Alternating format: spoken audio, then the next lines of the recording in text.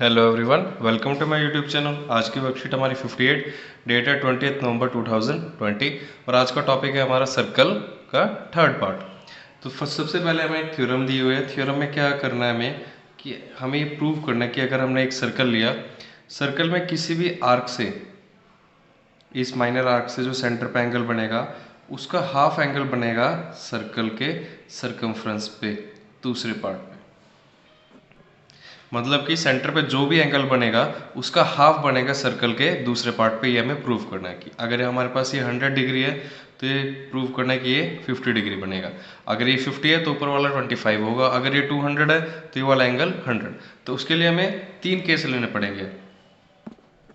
तो ये हो जाएगी हमारी statement, angle subtended bye an arc at the centre is double the angle subtended bye it at any part of the circle. तो जैसे हमने आपको बताया था, इसमें हमें 3 केसेस लेने पड़ेंगे। पहले हमने ले लिया पी क्यू एक माइनर आर्क है, फिर सेकंड है पी क्यू एक सेमी सर्कल के लिए ले, और तीसरा है पी क्यू एक मेजर आर्क। तो पी क्यू पहले माइनर आर्क, फिर ये सेमी सर्कल के लिए हो गया, और फिर पी क्यू एक पूरा मेजर आर्क के लिए। हम प्रूव करेंगे कि सेंटर पे जो भी एंगल बनेगा उसका हाफ होगा सर्कल के किसी भी दूसरे पार्ट पे। तो सबसे पहले हम आपको स्टेप में तीनों में क्या करना है, ए को ओ से, जो हमारा ये सेंटर है, ए को ओ से ज्वाइन कर देंगे। तो हमने इसमें पहले से ज्वाइन कर लिया, ए को ओ से सब तीनों पार्ट में इसे ज्वाइन कर देंगे। नेक्स्ट, अब आपको देखना है एंगल बी ओ क्यू, तीनों केसेस में बी ओ क्यू, ये वाला एंगल, ये वाला एंगल किसके इक्वल है, angle O A Q plus angle A Q O, O A Q और ओ क्यू ए, ये वाला एंगल। आपको पता है किसी भी ट्रायंगल, अगर हम ऐसे ट्रायंगल कोई भी एक लेते हैं तो ये एक्सटीरियर एंगल इन दोनों एंगल्स के सम के इक्वल होता है। तो ऐसे ही हमने यहाँ पे बनाया, ये एक्सटीरियर एंगल इन अंदर के दो एंगल्स के सम के इक्वल। तो इसमें रीजन क्या आ जाएगा, exterior angle, exterior angle theorem, exterior angle property. Theorem की जगह हम क्या यूज कर सकते हैं, वर्ड प्रॉपर्टी। एक्सटीरियर एंगल की ये प्रॉपर्टी होती है कि एक्सटीरियर एंगल जो होगा वो अंदर के दो एंगल्स के सम के इक्वल होता है। अब लेते हैं इसमें हम triangle, in triangle O A Q, इस वाले ट्राइंगल में, इस पूरे ट्राइंगल में, इस पूरे ट्राइंगल में हम लिख सकते हैं O A is equals to O Q. Reason, radius, दोनों रेडियस है तो इक्वल होगा। Angle O A Q is equals to O A Q. अब आपको पता है कि ये दोनों रेडियस हैं, रेडियस इक्वल होंगे तो आइसोसेलेस ट्रायंगल की प्रॉपर्टी होती है जो साइड्स इक्वल है उनके अपोजिट एंगल्स भी इक्वल होंगे।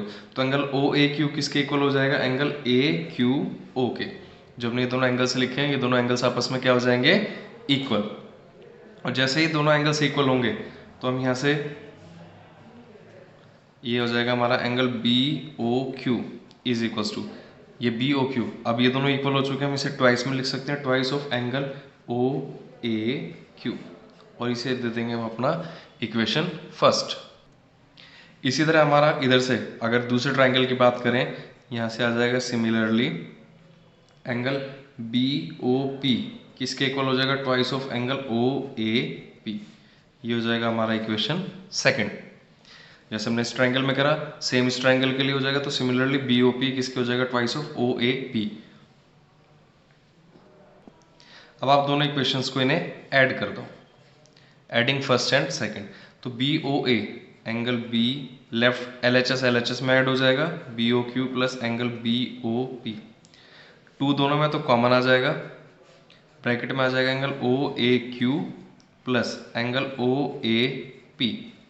अब आप देखो B O Q plus B O P, B O Q plus B O P पूरा क्या बन जाएगा, बी ओ, पूरा क्या बन जाएगा, angle P O Q. Complete angle बन गया P O Q is equals to twice of angle O A Q, O A Q ये वाला एंगल आ गया ऊपर का, और दूसरा है ओ A P, O A P ये वाला एंगल। तो पूरा दोनों को ऐड करेंगे तो क्या बन जाएगा, P A Q is equals to twice of P A Q. और ये ही हमें प्रूव करना था, तो ये आ जाएगा हमारा हेंस प्रूव्ड। यही हमें प्रूव करना था कि सेंटर पे जो भी एंगल बनेगा उसका हाफ एंगल बनेगा ऊपर की। तो ये हमारा सेंटर पे एंगल है पी ओ क्यू, इसका हाफ हो गया P A Q. P A Q का मतलब डबल करेंगे तो ये आ जाएगा, और इसका हाफ करेंगे तो ये आ जाएगा। इसे आप किसी भी तरह लिख सकते हैं। आप हाफ के लिए भी अगर 2 यहाँ मल्टीप्लाई में साइड लाएंगे तो हाफ हो जाएगा लेफ्ट में, और अगर राइट में लेंगे तो डबल। तो ये रिजल्ट हमें प्रूव करना था।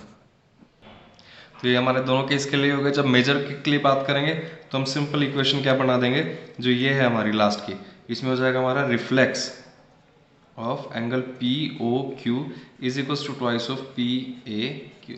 Reflex of P O Q मतलब ये वाला एंगल आ जाएगा। एग्जाम्पल में हमें एक सर्कल दिया हुआ है, ये साइड्स बनी हुई है, एक एंगल ये वाला एंगल हमें दिया हुआ है 35 डिग्री, हमें इस एक्स की वैल्यू निकालनी है। तो हम सबसे पहले क्या करेंगे, इन ट्राइंगल बी ए सी, आपको पता है ए बी और ए सी इक्वल होगा, A B is equals to A C, और रीजन आ जाएगा रेडियस। जब रेडियस ये दो साइड्स, इस ट्राइंगल की दो साइड्स इक्वल है तो इनके अपोजिट एंगल्स भी इक्वल होंगे। एंगल बी 35 डिग्री दिया हुआ है, तो ऐसे ही एंगल सी हम लिख सकते हैं, angle A C B is equals to 35 degree, और ये किसके इक्वल हो जाएगा, angle A B C. A B C और ए सी बी दोनों इक्वल होंगे, और रीजन है इक्वल्स टू 35 डिग्री, और इसमें लिख देंगे reason angles opposite to equal sides.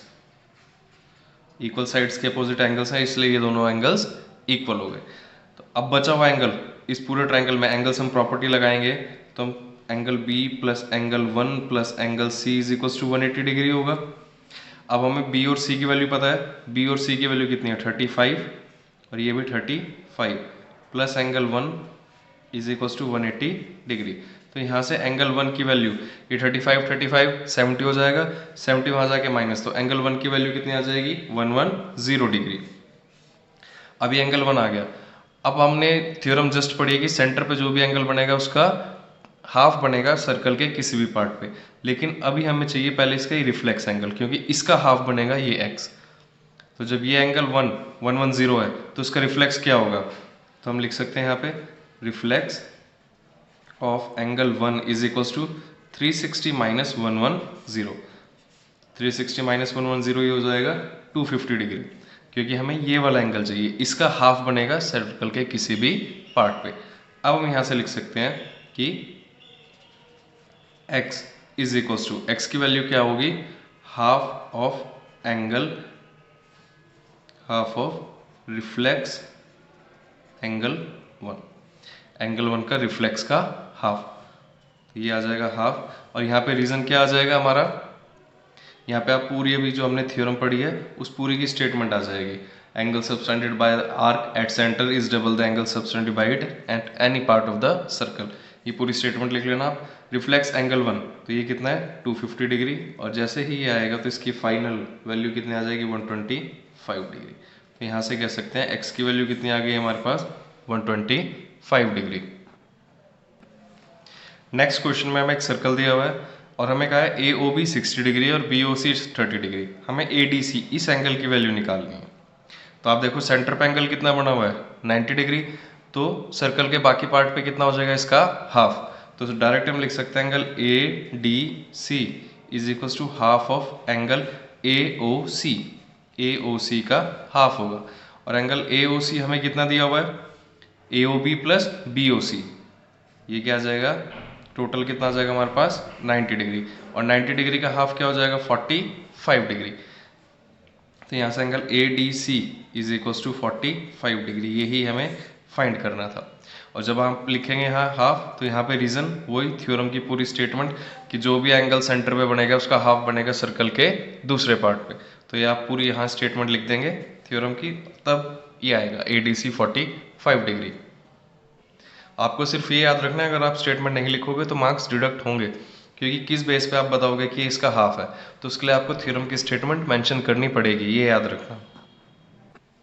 Next question में फिर से हमें एक सर्कल दिया हुआ है और ये कुछ साइड्स दी हैं, उसमें हमें दिया है P O P Q R. इस पी क्यू आर की वैल्यू 100 डिग्री है, हमें ओ पी आर ये वाला एंगल फाइंड करना है, और ओ सेंटर दिया हुआ है, हमें इस वाला एंगल की वैल्यू चाहिए। तो आप देखोगे ये 100 है, तो ये वाला एंगल, ये पूरा एंगल ये कितना होगा 200 डिग्री, क्योंकि सेंटर पे जो भी बनेगा उसका हाफ बनेगा ऊपर। अगर हाफ ऊपर 100 है तो डबल कितना होगा 200।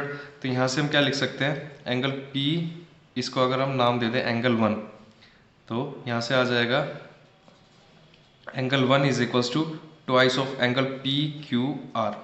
और यहाँ पे रीजन के लिए क्या आ जाएगा, हमारी वही थ्योरम की पूरी स्टेटमेंट कि angle at the centre is double the angle at any part of the circle.